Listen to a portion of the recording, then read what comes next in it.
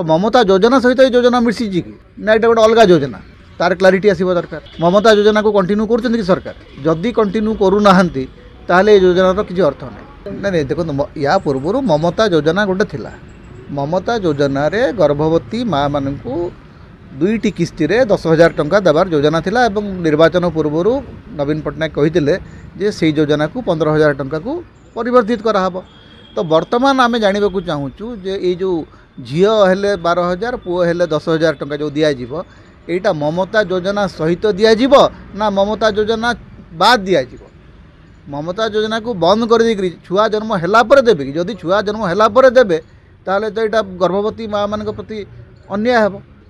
कारण ममता योजनार गोटे मूल उद्देश्य थिला जे जेतेबेले से गर्भवती थिबे सही समय से पोषण पाई से पैसा दिया होतला। तो ममता योजना सहित ये योजना मिसी कि ना ये गोटे अलग योजना तार क्लारिटी आसवा दरकार।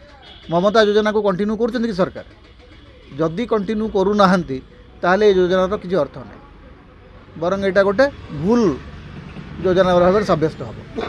तापर छुआ जन्म है पुओटी को जन्म पुओपाई जी दरकार झील से दरकार केवल ये कहुई ठीक अच्छे झील प्रति आम समाज गोटे अवज्ञा बा असहिष्णुतार मनोभाव अच्छी बढ़ावा देवाई हे तो 2,000 टंका अधिक दिखाई से किसी असुविधा ना किंतु ममता सहित यार संपृक्ति अच्छी कि नहीं से संपर्क में सरकार स्पष्ट कहवा दरकार।